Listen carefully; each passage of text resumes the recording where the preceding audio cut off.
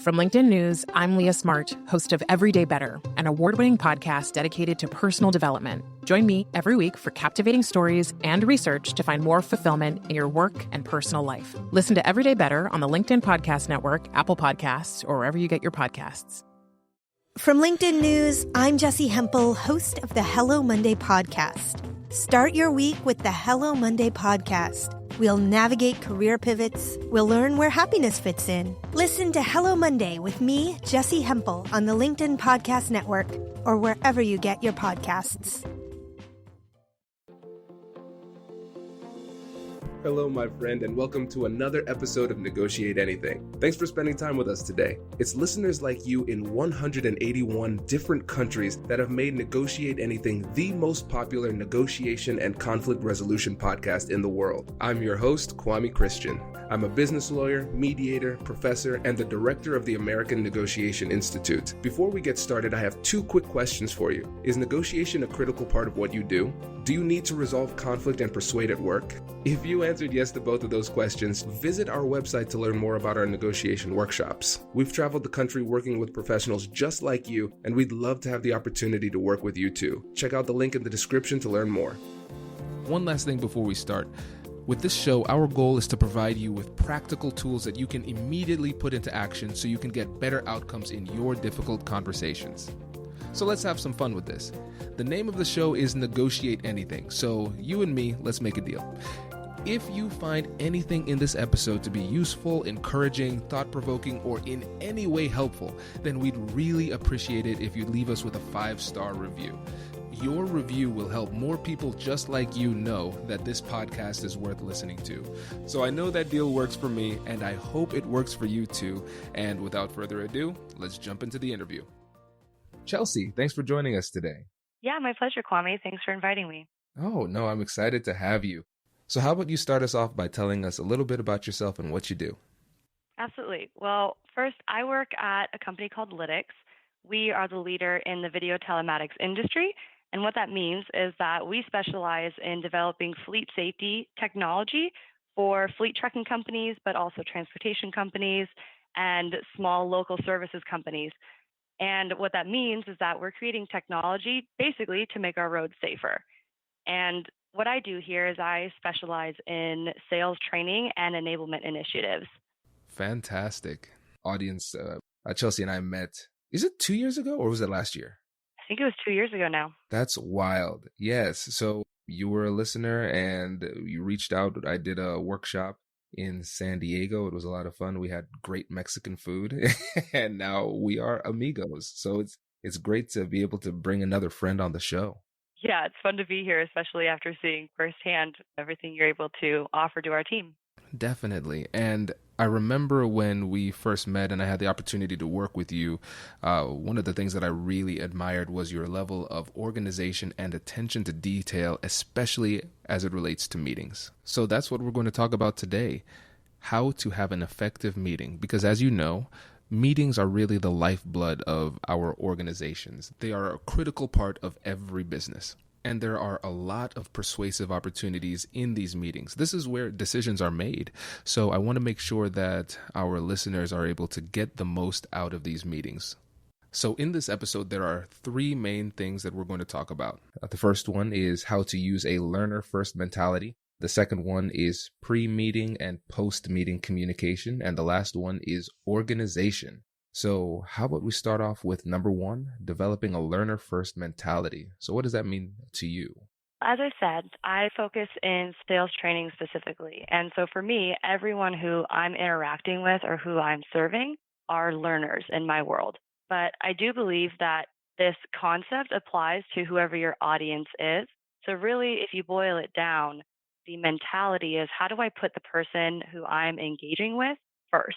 How do I consider what their needs are first? How do I consider where they're coming from first? And then shape my messaging and what the meeting structure will be around that. So that's really interesting. And in your perspective, what is the benefit of having this type of mentality in the discussion?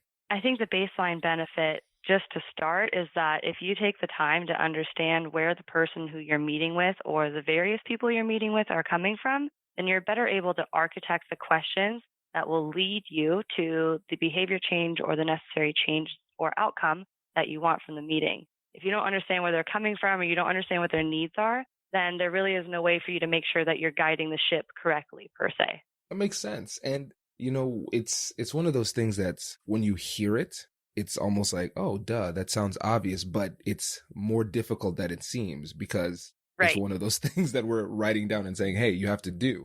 So what is it exactly, in your opinion, that makes it so difficult to utilize effectively? I think that part of it is just the busyness of our everyday lives. And so making sure that we commit to carving out time to want to understand who we're meeting with prior to it happening. Part of it is just a selfish nature of wanting to make sure that our message is reached and that we get the things that we need. And also part of it's just very practically, communication's hard between people. And even when you try to ask the right questions, sometimes they might not tell you exactly where they're coming from.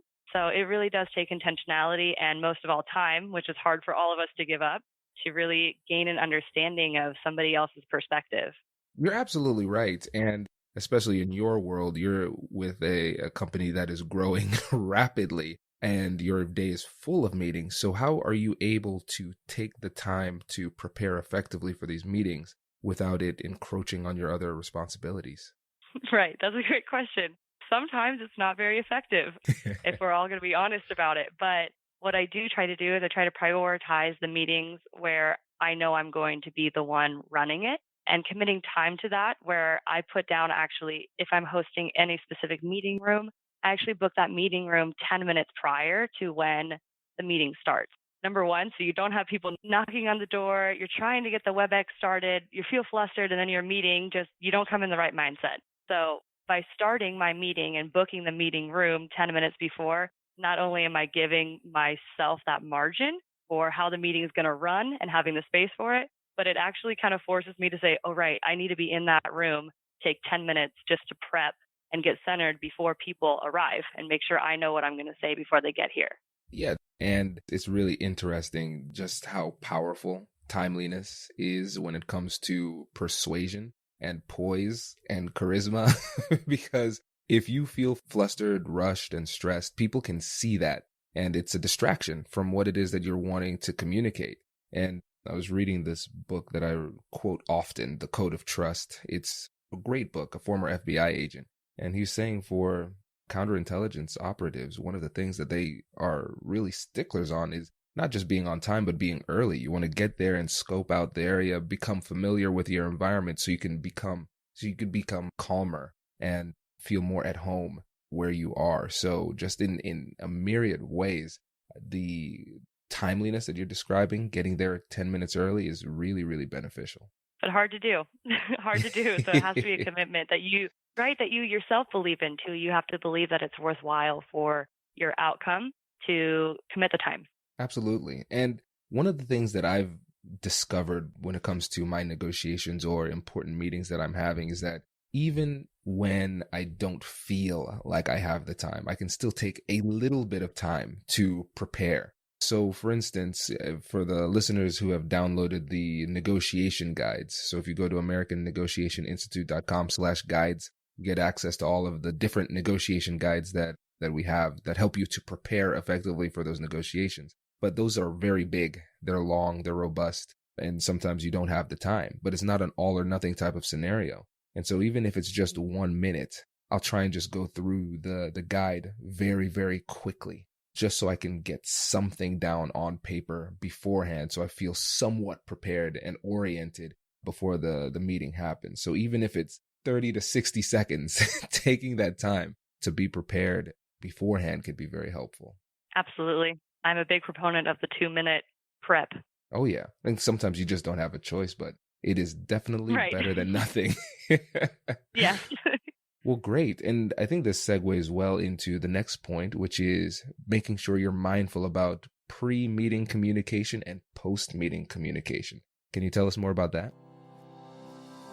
Hey everyone, I have an exciting announcement for you. As you know, here at the American Negotiation Institute, we believe that the best things in life lie on the other side of difficult conversations. In order to live the best versions of our lives, we need to negotiate to get what we deserve. But here's the secret. When it comes to effective negotiation and conflict resolution, knowing what to do is only half the battle. This is nothing without the confidence you need to execute. And that's where the Negotiate Anything online course comes into play. This isn't just a negotiation course. This is a confidence course. After you finish the course, you'll know exactly what to say, when to say it, and how to say it for maximum persuasion. And most importantly, you'll have the confidence that you need to take action when the time is right. In other words, you'll have the skills and confidence you need to get what you deserve at work or in your business. This will help you to become the leader and negotiator that you always dreamed you could be. We were supposed to start in early January, but unfortunately, the day I was planning on recording, I lost my voice, so I wasn't able to do that. So the new start date is February 17th. Check out the website to learn more, and there's also going to be a link in the description. And now, without further ado, let's get back to the episode. This is Hey you, I'm Andrew Seaman. Do you want a new job? Or do you want to move forward in your career? Well, you should listen to my weekly show called Get Hired with Andrew Seaman. We talk about it all, and it's waiting for you, yes you, wherever you get your podcasts. Brace the rudders! Raise the sails! Raise the sails! Captain, an unidentified ship is approaching. Over. Roger. Wait, is that an enterprise sales solution? Reach sales professionals, not professional sailors. With LinkedIn ads, you can target the right people by industry, job title, and more. We'll even give you a $100 credit on your next campaign. Get started today at linkedin.com/marketer. Terms and conditions apply. huge. I recently took a course through UC San Diego where we were learning about team management practices. And one of our projects was to pick something within the corporate world that we would want to change and how do we change it. And one of the women in my group is an English as a second language learner. And she had said, I wish I could change meetings because I know I have a lot of good ideas, but English is so hard for me that it's very difficult for me to speak up in meetings and feel like my voice is heard. I wish that people were better at sending out communication before or giving me another option to send in my thoughts before. That way I know I'm not overlooked. And that just blew my mind in so many ways. I mean, I work in a company where we do have a lot of ethnicities and languages that are represented, which is incredible. And I was never cognizant until that moment of how someone's communication style might be impacted by the traditional meeting. So I have taken that practice into every type of meeting, regardless of who I'm meeting with. What can I communicate prior? What kind of opportunity can I give for people to give their feedback prior in order to make the meeting successful, make sure they're heard and the outcome is reached? And so when you are talking about the messages that you're sending beforehand, how much detail are you including in those messages? Honestly, I try to aim for very little. We work on a communication structure here in the office that is a 3-part framework: explain to people the core message, explain why they care, and explain what you're asking them to do. So a pre-communication for me would take a little bit of time on my end, but I want the email to be very crisp. Here's what you can expect from the meeting. Here's why it matters to your role, or here's what we're going to accomplish. And here's what I'm asking you to do before us getting there. If we can meet those 3 things before the meeting even happens, not only do we save time in the meeting with that upfront agenda, but we also are making sure that everyone's coming in on the same page and everyone understands what kind of actions will be required of them. That way they're not focusing in the meeting either, trying to figure out what am I supposed to do or take away. Their mind is completely focused on whatever we have to cover. I love this. This is almost revolutionary for me when it comes to meetings, because I know for me, building a company, having a family, and presenting in different parts of the world all the time, I always feel like I don't have time to do this. But what I'm hearing and what you're saying is that it can actually lead to more time. It's like an investment, because if you take that little bit of time and invest into communicating effectively before the meeting, then it makes the meeting run more efficiently. So you might end up having a more effective and a shorter meeting. Correct. Game changer. And even if the meeting isn't shorter, then at least you get to your outcome earlier. And so the time is spent in valuable discussion rather than in the logistics.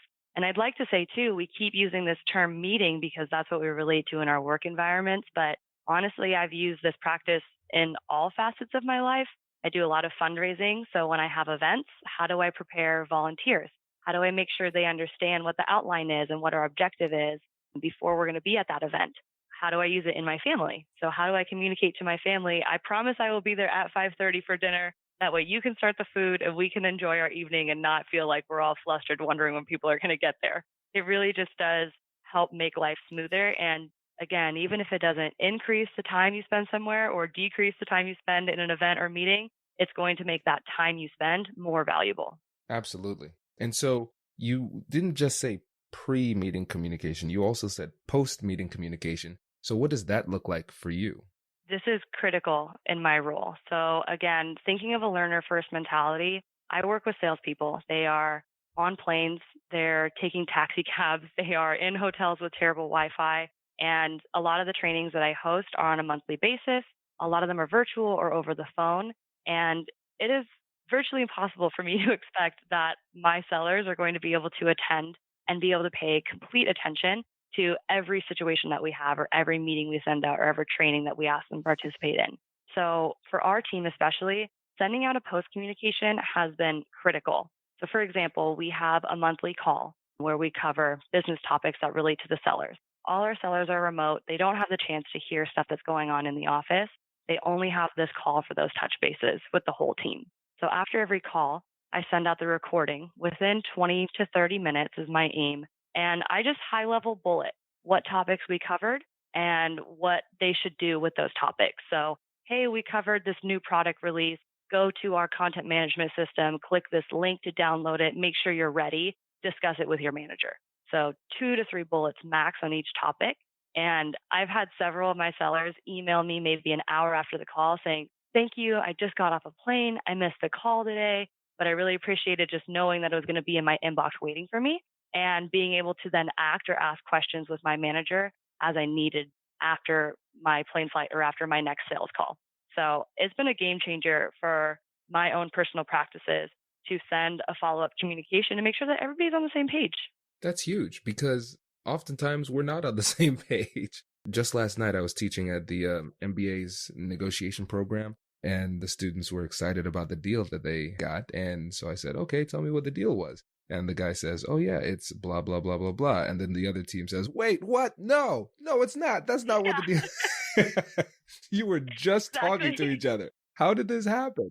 And you both wrote down different things. And so the point I made at that point was, especially coming from a law background as an attorney, it's critical to control drafting because you want to make sure that you can have somebody that you trust writing down the synopsis of what happens. And the person you can trust the most is yourself, right? Because you have your best interest in mind. So it works in negotiation and works really well in these meetings as well.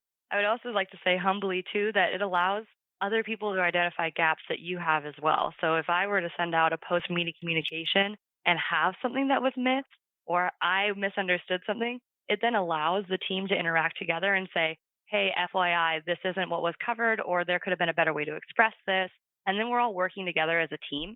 And I openly accept if I'm wrong. I want to send it not only to keep people on the same page, but also to keep me honest and make sure that I'm tracking correctly, you know?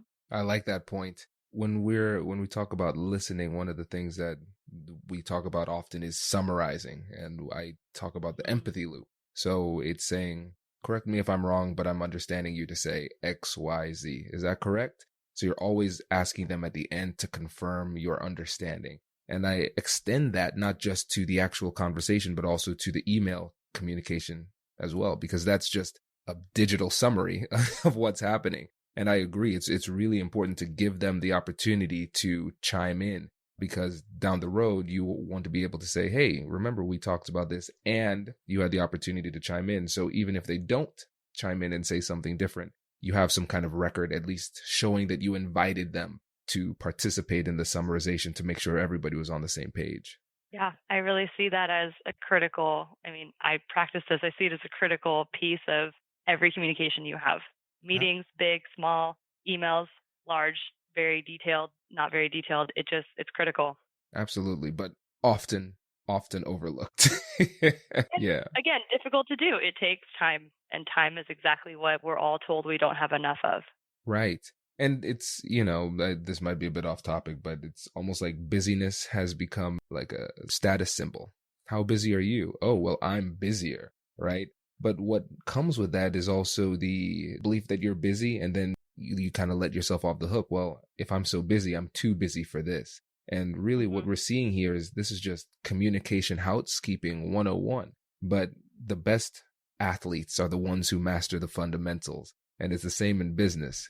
These are the business fundamentals, communication fundamentals, but really it's the thing that is most critical, but again, often overlooked, and you just end up making unnecessary mistakes where if you would be more like you, Chelsea, and actually take care of this, it'll lead to significant payoffs in these conversations. I appreciate your compliment, Kwame. I also struggle taking compliments sometimes, but I couldn't agree more. I think it's a fundamental, and I think that we are looped into believing this lie that we don't have enough time because business is a status symbol.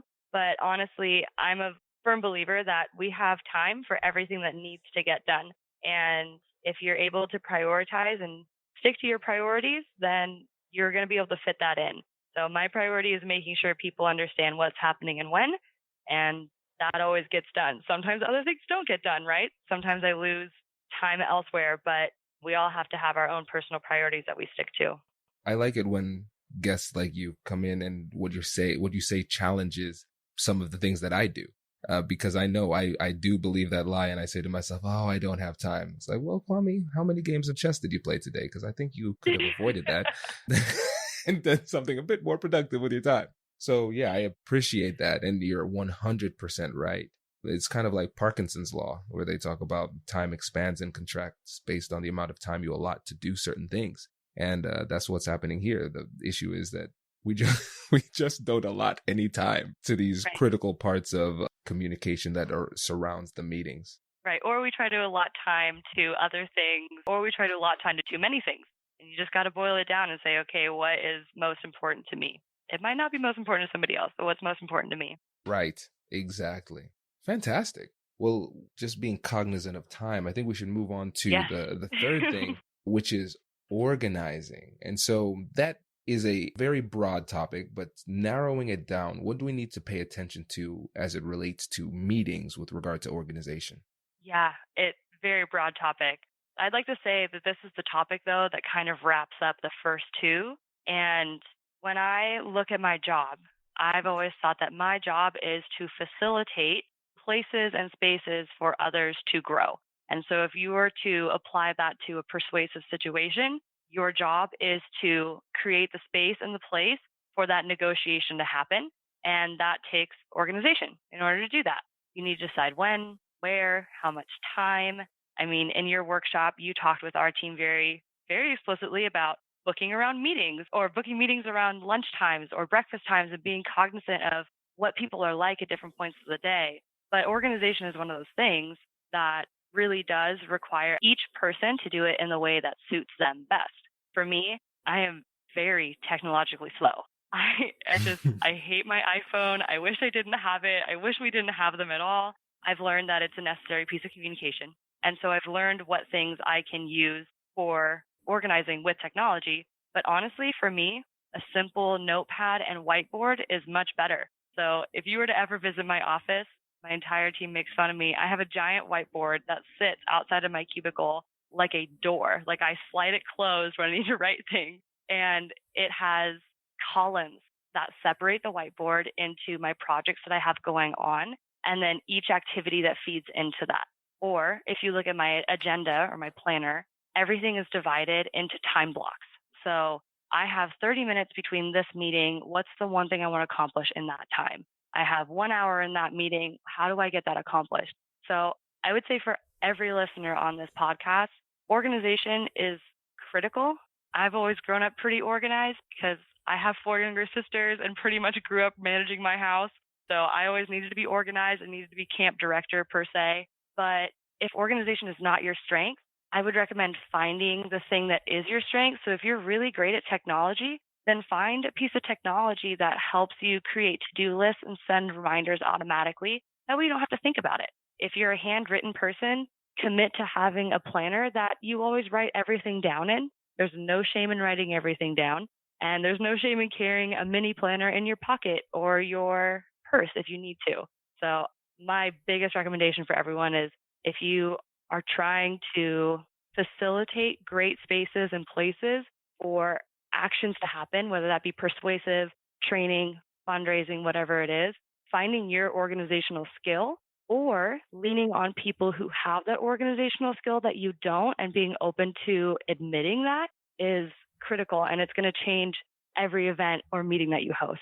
Yeah, you're absolutely right. When things are disorganized and you're frantic, you feel that. You don't feel like you're at your best. And let's say it doesn't even apply to the specific meeting that we're talking about. If you're off organizationally throughout the day, it's still going to have an impact on your ability to focus during the meeting. And so this is critical in just life practice in general, but also direct application to the meetings. And what's funny is, as you were talking about how you block off time during the day and you have it broken up into increments, there was a little bit of anxiety that washed over me because it reminded me of the days when I was practicing and I had to do billable hours as lawyers.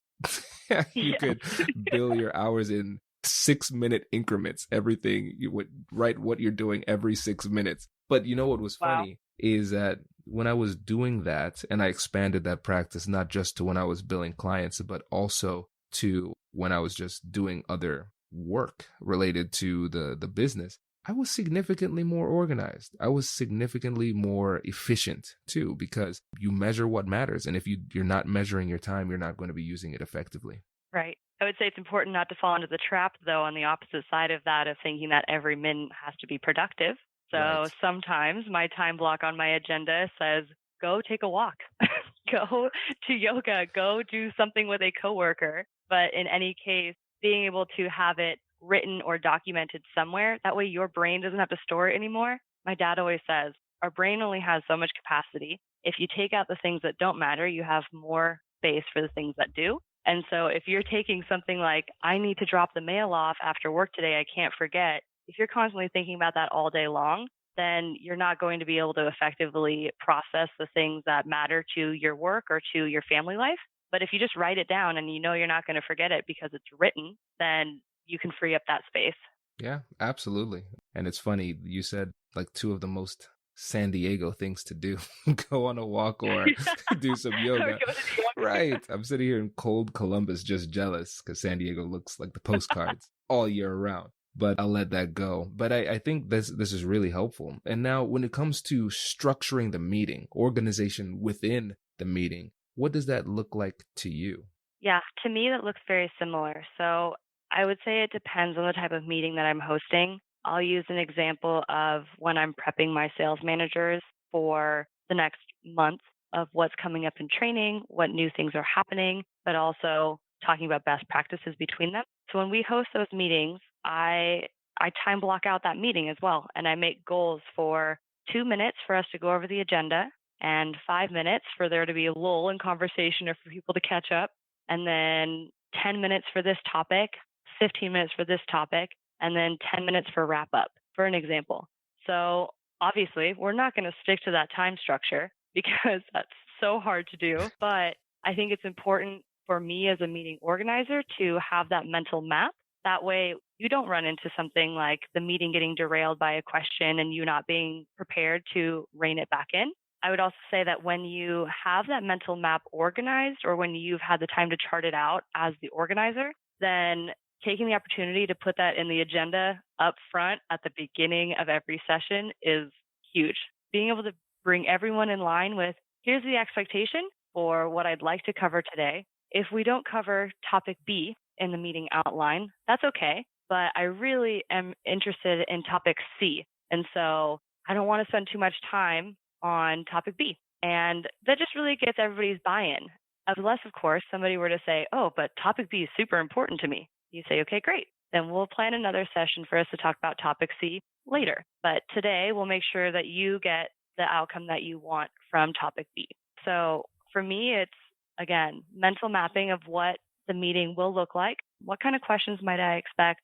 Writing that down and then putting that up front at the beginning of the meeting so that everyone is bought in to the goal. This is great. And I think the applications, again, to negotiation, like a traditional negotiation, are really clear. Because in a negotiation, you should try to establish an agenda, which would make sure that the issues that you want to discuss are being discussed. And then when you come to the meeting, the actual negotiation, then you are more in control of what's going to be talked about at what time. And so if you take the second step of actually time blocking it, maybe in an actual, like a true business negotiation, you wouldn't be able to time block it. But I think the corollary is really clear, because if you are setting the agenda and you're clearly the person organizing the meeting, that gives you a little bit of leverage when it comes to the structure and making sure that not only the things that you want to talk about are discussed, but you're discussing things in a manner that puts you in the best position to be persuasive.